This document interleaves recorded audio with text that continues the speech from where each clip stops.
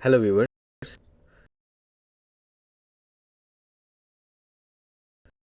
देखते हैं कल बैंक निफ्टी के लेवल्स। उसके पहले हम डिस्कस करेंगे कि एफआईआईज और डीआईएस की एक्टिविटीज़ क्या रही 29 अप्रैल को। तो एफआईआईज ने एज एक्सपेक्टेड 3,648.3 करोड़ की बिकवाली करी है और 3,490.3 करोड़ की खरीदारी करी है। डीआईएस ने जो एफआईआईज का सेलिंग प्रेशर था इसको ऑब्जर्व करने की कोशिश करी, जिसकी वजह से मार्केट ने बहुत समय तक एक बार डिप देने के बाद में ऊपर का लेवल अचीव किया। और फिर जो एकदम से गिरावट आई है वो क्योंकि जो सेलिंग ऑब्जर्व करने की कोशिश थी डीआईएस की, वो कहीं ना कहीं फेल होती नज़र आई। और हमने जो क्लोजिंग दी है वो काफ़ी नीचे के लेवल पे दी है 17,102 के। तो यहाँ से पहले यूएस मार्केट्स देखते हैं, उसके बाद में फिर अपने डिटेल में डिस्कस करेंगे क्या होने वाला है और क्या नहीं होने वाला है इंडियन मार्केट्स में। अगर हम यूएस मार्केट्स की बात करें तो बहुत तगड़ी गिरावट थी 33,060.9 की। और नेस्डैक की बात करें 12,891.5। तो डाउ जोन्स और नेस्डैक दोनों में तगड़ी गिरावट थी। अगर हम ये फ्यूचर्स थे। अगर हम इंडेक्स स्पॉट लेवल की बात करें तो डाउ जोन्स 32,977 पे और नेस्डैक 12,334 के लेवल पे क्लोज हुआ है, जो कि एक्सपेक्टेशन से काफ़ी कमज़ोर कह सकते हैं इसको कि जो क्लोजिंग दी है।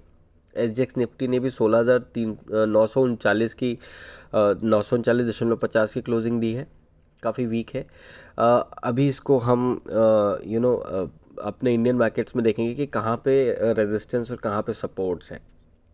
17,053.25 का लो बनाया था निफ्टी ने और 17,377.65 का हाई बनाया था।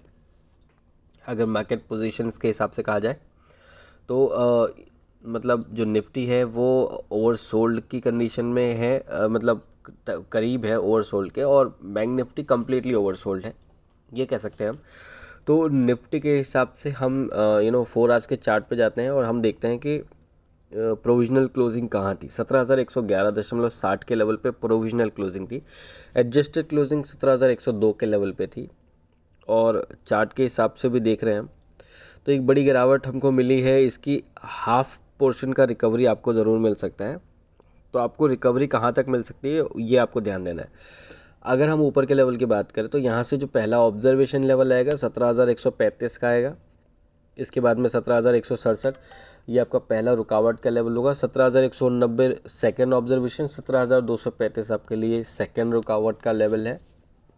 17,265 है ना, 67 आता है टू बी प्रिसाइज, तो राउंड ऑफ किया है 265 आप उसको लेके चलिए। ये आपके लिए थर्ड रुकावट का लेवल है और 17,305 ही आपके लिए फाइनल रेजिस्टेंस होगा मंडे के लिए, राइट। नीचे के लेवल की बात करें, नीचे पे यहाँ से आपको बहुत ही पास में एक सपोर्ट है, हार्डली 40 पॉइंट का आप बात करें तो भी उसको लेकर चलेंगे। 17,067 का आपका एक सपोर्ट बनता है, जो पहला सपोर्ट होगा आपके लिए। किसी बड़ी गिरावट में ये सपोर्ट टूट जाएगा तो हम इसके बाद वाला सपोर्ट देखेंगे। हालांकि ऑब्जर्वेशन लेवल 17,025 का भी है, बट वो अभी रिस्पेक्ट नहीं करेगा मार्केट, या हमको देखना पड़ेगा कि करता है कि नहीं करता है। अदरवाइज़ जो पहला हमारा रुकावट का लेवल होगा सपोर्ट साइड में, जहाँ मार्केट रुकेगा नीचे साइड में, ऊपर साइड में तो रेजिस्टेंस होता है। सपोर्ट की बात करें तो वो होगा 16,978। अगर इसको हम तोड़ते हैं नीचे तो 16,944 आपके लिए ऑब्जर्वेशन लेवल होगा सेकंड। इसके नीचे अगर हम जाते हैं तो 16,900 नहीं होगा, 16,880 होगा, है ना, आपका सेकंड सपोर्ट। और 16,840 आपके लिए फुल एंड फाइनल सपोर्ट होगा मंडे के लिए।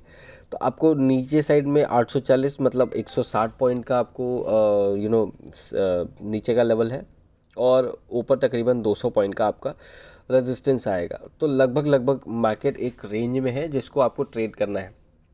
हालांकि जो फ्राइडे को गिरावट हुई है उसने ये ज़रूर बता दिया कि मतलब उसके पहले ज़रूर लग रहा था कि 17,100 का सपोर्ट स्ट्रॉन्ग सपोर्ट है, बट अब नहीं है।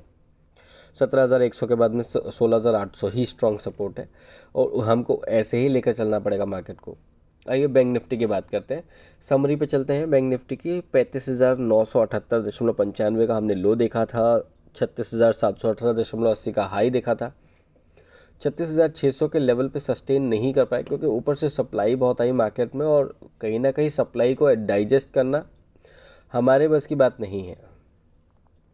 It's about the investors who invest in crores, right. DIIs को जितना करना था उन्होंने ऑलरेडी उतना मोमेंटम बना के रखा। फाइनल टाइम पे अगर कोई इतना बेच रहा है तो फिर कौन खरीदेगा। तो जिस हिसाब से बिकवाली हुई है मार्केट में, बैंक निफ्टी फिर भी अभी स्ट्रांग खड़ा हुआ है। अब इसको देखना है कि कितना स्ट्रांगली और खड़ा रह सकता है आने वाले कुछ सेशन में। हालांकि बड़ी गिरावट अभी एक्सपेक्टेड नहीं है इस वीक और 17 तारीख तक। तो हम देखेंगे कि मार्केट किस लेवल पे जाके सस्टेन करने की कोशिश करता है। 4 आवर्स के चार्ट पे चलेंगे। सबसे पहले 36,064 का लो था, माफ़ी चाहूँगा, क्लोजिंग था प्रोविजनल। एडजस्टेड क्लोजिंग 36,088 का आया है। वन डे के चार्ट पे चलते हैं। वन डे के चार्ट पे अगर हम बात करें तो यहाँ से कौन से लेवल आपको दिखते हैं। ऊपर की साइड में आपके लिए जो रुकावट का लेवल आएगा वो 36,250 होगा। ये एक मल्टी रेजिस्टेंस है जिसको आपको ध्यान देना है। इसके बाद में 36,350 और 36,500 आपके लिए ऊपर के साइड में रेजिस्टेंस होगा जिसको आपको रखना है ध्यान में। अगर इस बार 36,600 के ऊपर निकल कर टिकते हैं, हमारी जो कंडीशन थी 36,600 के ऊपर 30 मिनट्स मार्केट सस्टेन करे, नहीं कर पाया और मार्केट ने अच्छा ब्रेकआउट नहीं दिया, ब्रेक डाउन दे दिया। तो आपको इस चीज़ का ध्यान देना है कि अगर ब्रेकआउट नहीं मिल रहा ब्रेक डाउन मिलेगा, ब्रेकडाउन नहीं मिल रहा ब्रेकआउट मिलेगा, बट 30 मिनट्स उसको सस्टेन करना पड़ेगा उस पर्टिकुलर लेवल के ऊपर, 36,600 के ऊपर। तो ये चीज़ें हैं कुछ जो आपको ध्यान देनी है। अगर 36,500 के ऊपर इस बार हम अगर ऊपर की ओर सस्टेन करते हैं तो फिर हमारे पास बहुत सारे ऑप्शंस हैं, बट उनको हम लाइव मार्केट में ही डिस्कस करेंगे। अभी फ़िलहाल हम जो चार्ट्स कह रहे हैं उनके हिसाब से बात करेंगे। तो कल के लिए 36,500 ही बड़ी रुकावट होगी ऊपर के साइड में। अभी आपको जो ध्यान देना है ना, उसके ऊपर के लेवल मतलब फ्राइडे का डे हाई है। अगर फ्राइडे का डे हाई को क्रॉस करते हैं हम लोग, आपको 3 रेजिस्टेंस दे चुका हूँ मैं, उसके ऊपर का डिस्कशन हो रहा है। ये कंफ्यूज नहीं होना है आपको। अगर फ्राइडे के डे हाइस को हम क्रॉस करते हैं in any chance, by any chance, फिर हमको 400 पॉइंट की और तेज़ी 37,100 तक मिलेगी। अदरवाइज़ 36,500 हमारे लिए सफिशिएंट होगा ऊपर की साइड में। भले बैंक निफ्टी अभी ओवरसोल्ड कंडीशन में है ना, इसलिए आपको ध्यान देना है कि आपको यहाँ से पुट नहीं बनाना है, पहले मार्केट को देखना है, उसके हिसाब से आपको शॉर्ट करना है अगर करना भी है तो। अदरवाइज़ 36,500 के आसपास आपको शॉर्ट करना है, राइट। इन एनी केस अगर आपको करने का मूड है तो। बाकी मार्केट के मूड माहौल को देखकर ही शॉर्ट या लॉन्ग पोजीशन बनाए, वो बेहतर होगा। नीचे के लेवल की बात करते हैं। अगर हम 36,088 को तोड़े हैं और 35,900 का हमने 78 का लो बनाया है, तो हमारे पास अभी भी 35,900 का एक सपोर्ट है जिसको हम पहला सपोर्ट लेकर चलेंगे। किसी भी गैप डाउन ओपनिंग में ये सपोर्ट आराम से टूट सकता है। तो हमारे लिए इसके बाद जो पहला सपोर्ट आएगा, है ना, अगर ये नीचे, इसके भी नीचे खुलता है बैंक निफ्टी, इस तब की कंडीशन बता रहा हूँ, तो आपके पास जो पहला सपोर्ट आएगा वो 35,750 का आएगा। आपका ऑब्जर्वेशन लेवल 35,850 का है। सपोर्ट आपका पहला 35,750 का है। आपका दूसरा सपोर्ट आएगा 35,550, जबकि ऑब्जर्वेशन लेवल होगा 35,600। तो 35,850 ऑब्जर्वेशन, 35,750 सपोर्ट, 600 आपका ऑब्जर्वेशन, 35,550 आपका सपोर्ट।